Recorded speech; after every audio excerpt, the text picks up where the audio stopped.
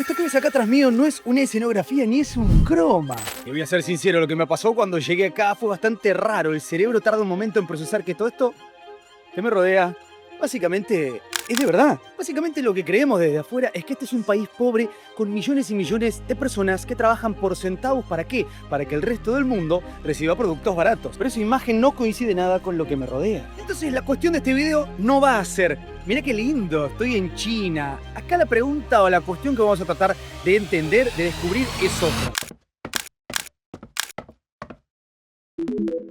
¿China es un país que verdaderamente se volvió rico o en realidad es una maquinaria horrible, tremenda, que básicamente lo que hace es tener a miles, a millones corriendo como ratoncitos en la rueda, pasándola mal, para que el resto del mundo tenga una imagen de China que no es? Esas dos cosas son total y completamente diferentes y eso es lo que vamos a tratar de entender el día de hoy, aquí metidos en China, Shanghai. Para entender un poquito lo que estás viendo en este video el día de hoy, para eso tenemos que viajar al pasado. Acompáñame a 1978 que te cuento un poquito de dónde viene este país. Luego de eso vino algo llamado la Revolución Cultural. Una campaña de purificación ideológica, así como la escuchás, son algo muy de aquel señor llamado Adolfo, si te suena un poco extremo. Bueno, de pronto lo fue. ¿Por qué? Porque ¿qué querían? Bueno, querían suprimir ideas, querían suprimir a las personas inteligentes, querían suprimir conceptos, querían suprimir todo lo que fuera, digamos, por la vereda del costado. Y una cosa con la que arrasaron también es con la economía, aunque usted no lo crea. Lo que China hizo en los siguientes años no tiene precedente en la historia moderna,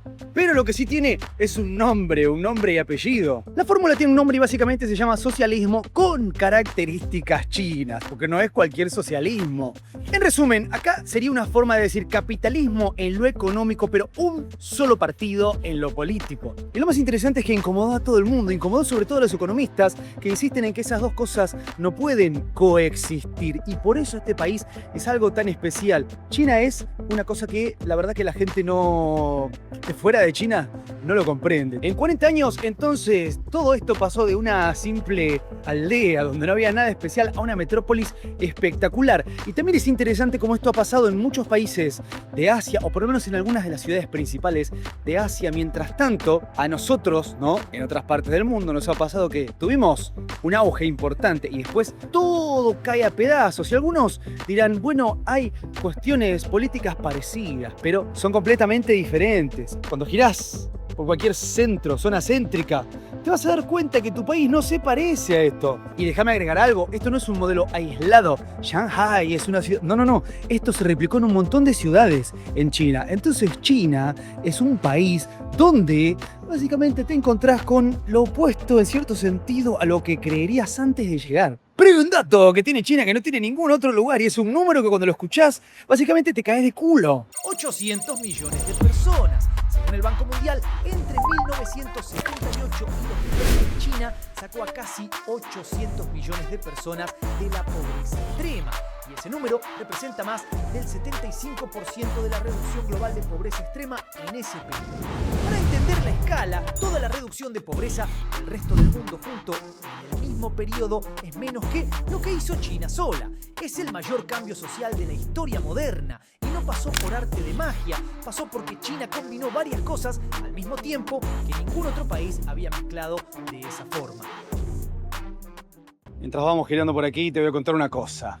Esta maquinita, ¿cómo funciona? Bueno, esta heladera funciona con Alipay, escaneas un código, pagás lo que querés o lo tocas por aquí, depende, y podés abrir la puerta. Dato interesante, vos cuando abrís la puerta en realidad te podrías llevar todo. ¿Vos creés que los chinos abren la heladera y se llevan todo? No, para nada, y te voy a explicar cómo funciona esto. Yo no pude utilizar ninguna de estas heladeras. ¿Por qué? Porque hay una especie de crédito social acá que no es un crédito social, es como una especie de puntaje social. ¿Cómo funciona? Bueno, primero tenés que tener un número de teléfono chino, cosa que yo no tengo, como para que se aseguren que vos sos una persona de acá, o que vivís acá, o que tenés digamos, un lazo importante con este lugar. Luego, depende de cuántos gastos hayas hecho, si gastás, si hiciste alguna cosa extraña. Entonces, bueno, para que puedas abrir esa heladera, tienen que confiar en vos. ¿Y cómo confían? En base a cosas que vos hayas hecho. Entonces, este es el primer punto que te voy a dejar ahí para que pienses, que tiene que ver con cómo este país hace un montón de cosas que afuera las vemos de una manera, pero acá se ven de otra.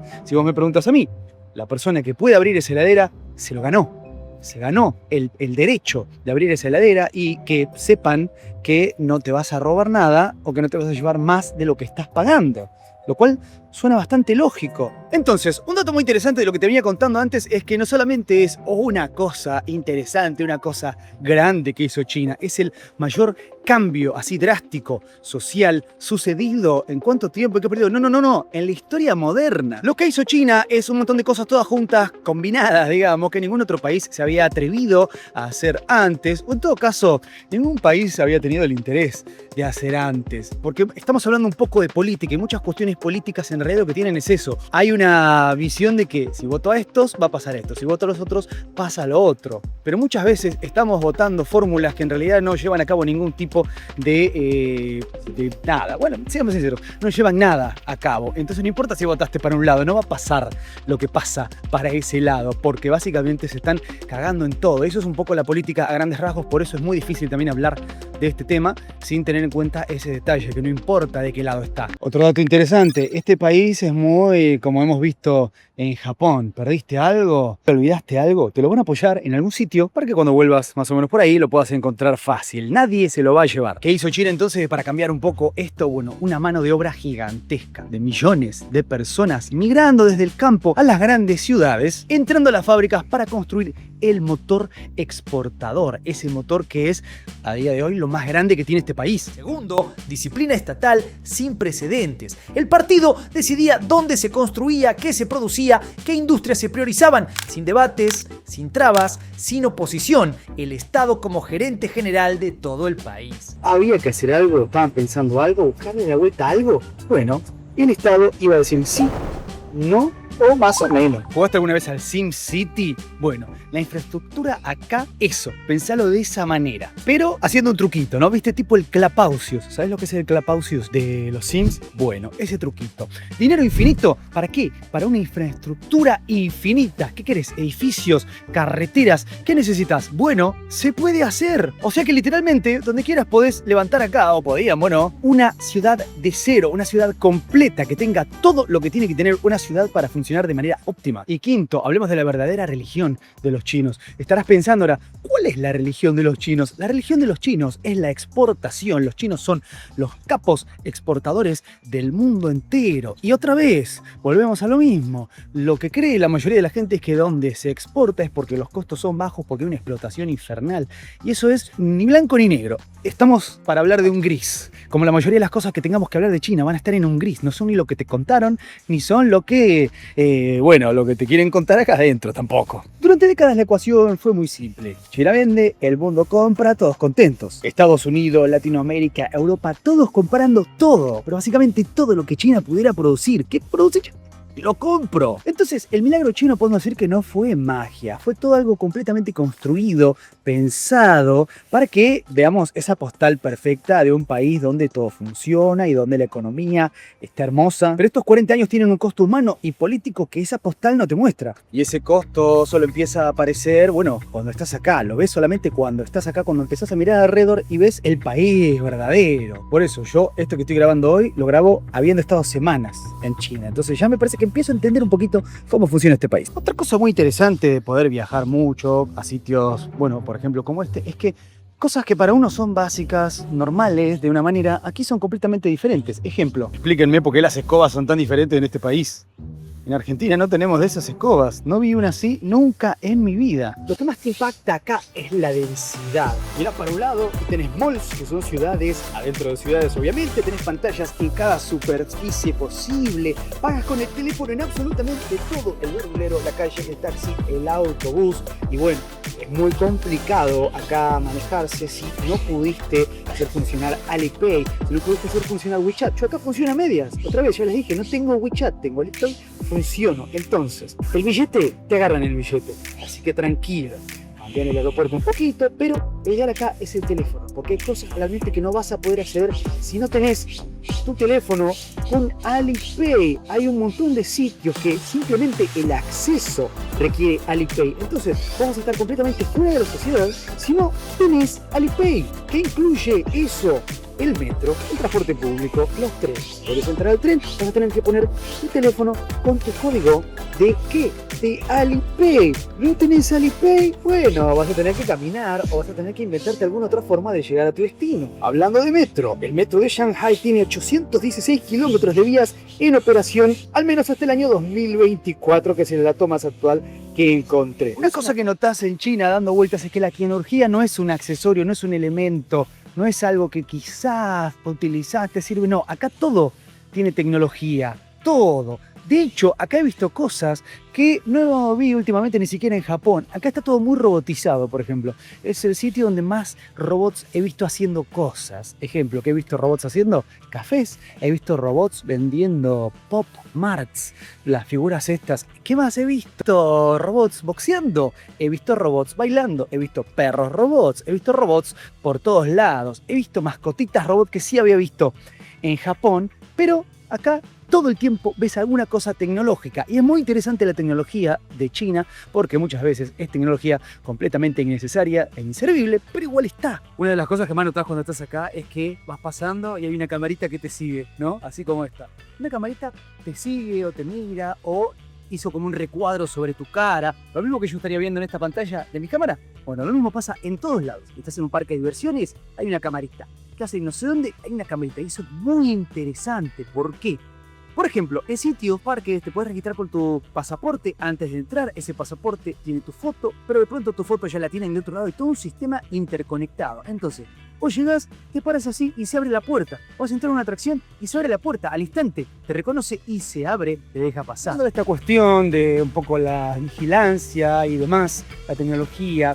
China es un país eficiente, China funciona, China está mucho mejor de lo que en realidad yo me esperaba y seguramente lo que te estoy contando te llama un poco la atención porque comúnmente nos muestran lo malo de China, ¿no? Esos edificios donde viven cientos de millones de personas en una sola habitación y demás, pero la realidad es que vas caminando por acá y te alejás y esa no es la visión normal. Los chinos viviendo horriblemente no es la visión normal, sí existe. Vamos a ser sinceros, pero no es lo normal que uno se cruza por acá. Entonces, China termina siendo un sitio que sí, tiene algunas cosas que de pronto vos no quisieras en tu país, pero por sobre todo tiene un montón de cosas que nos las contaron de otra manera, o nos las cuentan a medias, o las cuentan por encima, y cuando te cuentan por encima que está todo vigilado, vos decís, ay, qué horrible vivir así. Pero yo estoy en China y estoy muy bien, y le preguntás a los chinos y te dicen, yo estoy re tranquilo en China. Entonces, ¿a quién tenemos que hacerle caso cuando tratamos de entender un país? ¿A la propaganda del país enemigo? ¿A la propaganda de un random que no sabe? ¿O al que vive acá y de pronto al que vino unos días? Es verdad que el que viene unos días no vive la experiencia completa, pero podés vivir un poquito de esa experiencia. En el año 2020 China declaró que erradicó la pobreza extrema total y completamente. Algunos dirán, es propaganda. No, ¿por qué? Porque los organismos internacionales lo confirmaron. Este es un dato real. Ah, pero hay una diferencia enorme entre salir de la pobreza extrema y vivir bien.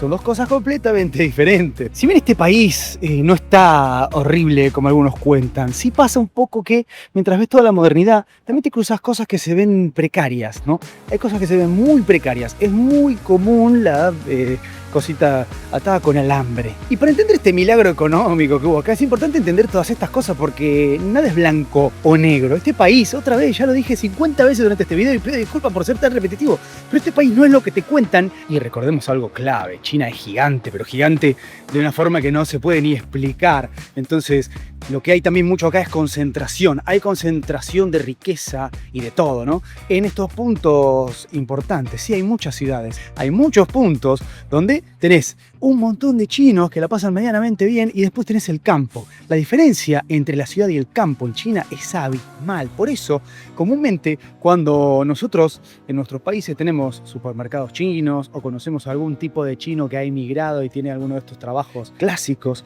¿qué es lo que pasa? Pasa que en realidad son gente del campo. Por eso, muchas de esas características, no, los de los almacenes son todos iguales de esta manera, de esta y de esta. Sí, porque son gente del campo, funcionan de otra manera a los que yo estoy viendo todo el tiempo, por ejemplo aquí en Shanghai. Dice eléctrico, los autobuses acá son eléctricos, pero a diferencia de otros sitios, acá está muy bien implementada la electricidad, digamos. Es muy común que en algunos países o en algunas ciudades haya algunos autobuses eléctricos como estos, pero hacen recorridos cortos y van a 30 kilómetros por hora. Acá estos son autobuses normales, solo que son eléctricos. También está lleno de autos eléctricos. Está lleno de autos que yo no había visto nunca. Y miren que viajo mucho, ¿eh? No digo algo muy espectacular, pero pequeños detalles. El botón para salir en la puerta. Muchas pequeñas cositas que son simplemente diferentes. Lo cual hace de este viaje también algo más curioso. Uno ha viajado en auto, pero estos autos son distintos. Ahí acabamos de cruzar un hombre pidiendo dinero en la calle. Obviamente esa persona está esperando dinero. Y en este país donde se maneja tan poco dinero, se me hace una cosa bien rara porque yo no tengo en este momento dinero físico. ¿Qué le das? En otros lugares del mundo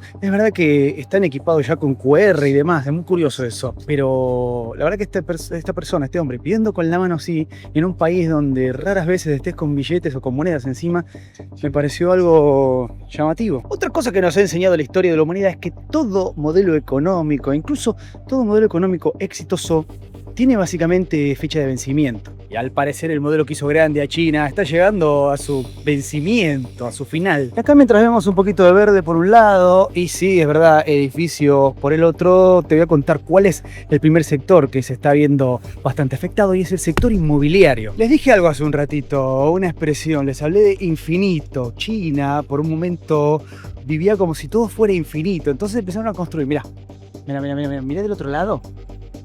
Se llega a ver, bueno, es infinito, literalmente.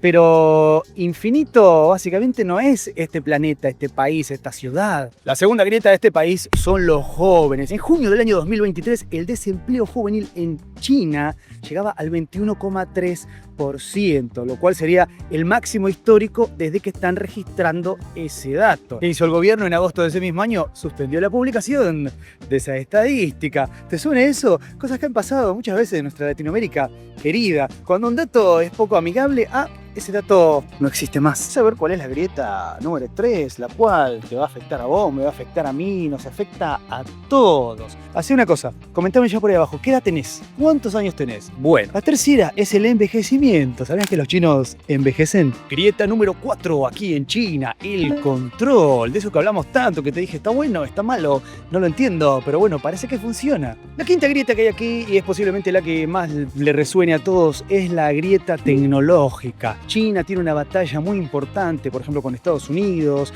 con un montón de cosas, que si los chips, que si los semiconductores. Hoy en día la inteligencia artificial, esa es la batalla más grande en el mundo. Y parece que la inteligencia artificial no hubiera impactado todavía tanto en la sociedad. De hecho, todos lo usamos, o sea que el impacto está ahí. Es el futuro, es lo que va a hacer y por eso China quiere ser la número 1 en inteligencia artificial. Entonces la pregunta principal que me queda de todo esto y es la pregunta que muchos se hacen, ¿no? Pero, ¿China ganó?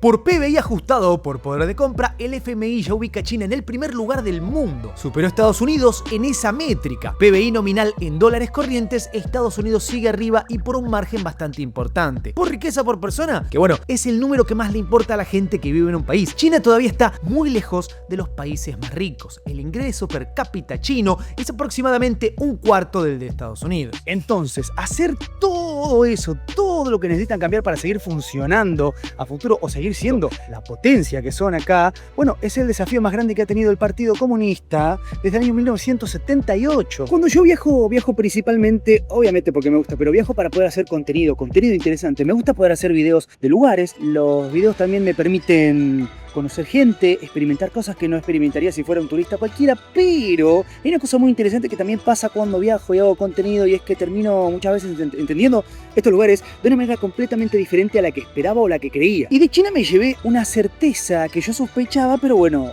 no la tenía muy concreta, confirmada. China no se volvió gigante porque todos sus habitantes se volvieron ricos, poderosos. China se volvió gigante porque aprendió a convertir una escala en poder. ¿Qué quiero decir? La escala humana, la escala industrial, la escala estatal, escala tecnológica obviamente, ¿no? Pero ese proceso no fue limpio, no fue parejo, no fue justo para todo el mundo, esa es la verdad. Y repito, no es lo que te muestra TikTok, pero tampoco es lo que denuncia la prensa occidental. Por eso siempre te digo, vení, viaja conmigo que te voy a mostrar el gris. Así que ya sabes, si vos tenés la respuesta a todas las preguntas que te arrojé en este video, porque seguramente tenés más dudas que certezas, comentame por ahí abajo. No te olvides también que te puedes suscribir a este canal para estar atento a los próximos viajes. Seguimos aquí por China. Después, ¿a dónde nos iremos? Bueno, solo lo sabrás si estás atento. Juanito 6, friki del carajo, y nos veremos la próxima. Adiós.